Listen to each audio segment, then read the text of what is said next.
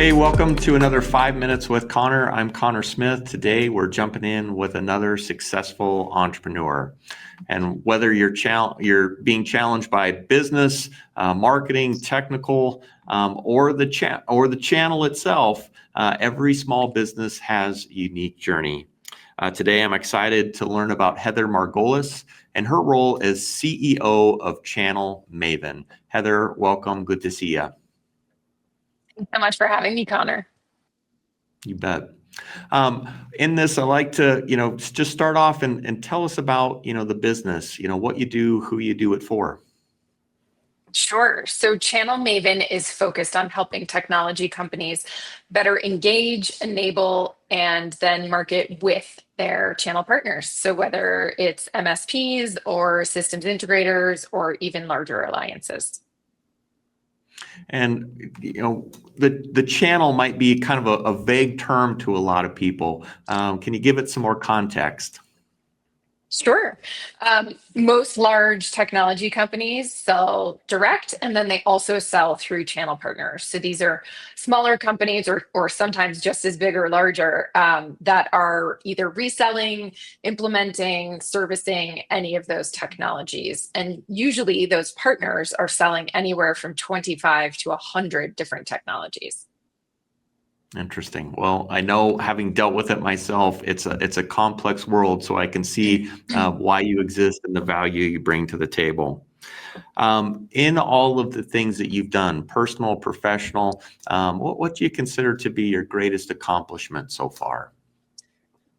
Um, well, as a mom of two girls, single mom of two girls, I think I'm supposed to say being a mom. But really, I started Channel Maven in 2009. I sold it in 2021, and then I rolled it back out from the acquirer in 2024. So it's hard to Hmm. pinpoint one thing. I think we should be proud of all of the elements that brought us to where we are today, especially if you live a happy life. Well, from an entrepreneurial standpoint, building something, getting it sold, and then finding a way back into it to build it to that next version are absolutely wonderful accomplishments, and not something every entrepreneur gets to experience. Success. We all are defining it in lots of different ways, and constantly being told what it is. But how do you define it? If you had asked me this 5, 10 years ago, I would have said I want to grow Channel Maven to, X million in revenue, and I want to have this many employees. And and being able to look back and see the things that didn't create happiness for me or for my family, and be able to do it over. Like, not everyone gets to do that is Right, pretty great. So I'd say right. success now looks like I love what I do. I get to pick and choose which clients I work with. I have the freedom to go on vacation with my kiddos or my girlfriends and really just focus on the things that fulfill me instead of trying to set Mhm. some, agnostic goal that nobody else set for me. That's great. An important lesson, which that might be it, but an important lesson that you've learned over the course of your career you'd like to share with other people that are considering entrepreneurs or are entrepreneurs today. Yeah, I think the thing people aren't ready for or don't realize is going to happen is it is one of the loneliest things you can do. So anytime I'm Yeah. speaking to a young entrepreneur, maybe right out of college or right out of high school, and they're coming to me for advice, the first thing I say to them is, I can tell you how I did it, but I'm not going to give you advice on how you should do it because everyone's journey is completely different. Even if you're in a room filled with entrepreneurs, there's not a single person there who will understand exactly what you're going through. So take all of that knowledge, take all of that learning from the different journeys, but then make your own decision. Yeah, I think that's great, Heather. And it is a lot like trying to convey to someone, well, what's it going to be like when I'm a parent? You Right. can share your experience. You can share the trials, the tribulations, what you did, et cetera. But each person's got their unique frame and unique journey on it.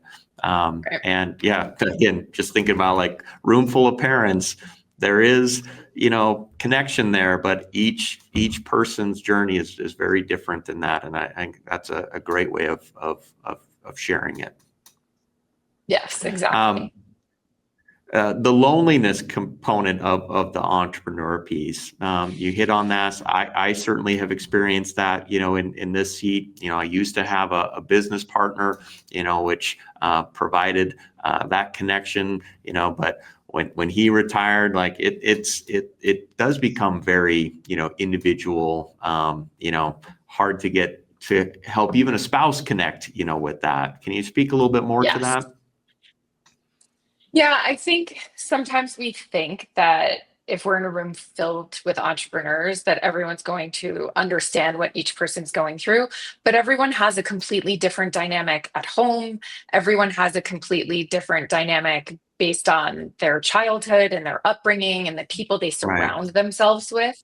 So you talk about a business partner. It's nice to have somebody to bounce ideas off of, but there's no way that you knew exactly what they were going through and they knew exactly what you Right. were going through.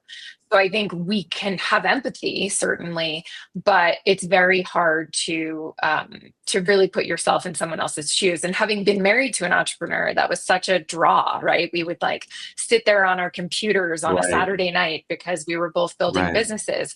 But at the end of the day, the it's I say lonely, not as in you're sitting in a room by yourself, but you're really in your Right. own head. And there's no way you can like, let's do a brainstorm. I have a lot of good friends here. Boulder's very entrepreneurial. So I have a lot of good friends Mhm. here who are building businesses and they'll come brainstorm with me so that I can, give them some, as I said, I don't give them advice. I tell them how I would do certain things.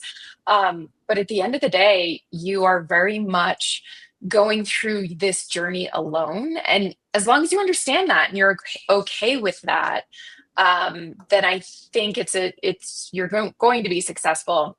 The other thing to understand is if you truly want to have those personal relationships, you have to give of yourself. So you have to say, I'm going to shut off my computer at 7 p.m., as opposed to, it's not fair to say to that person who maybe works 9 to 5, um, Right. I need to work all night every night. That might not be the journey that they choose. Yeah.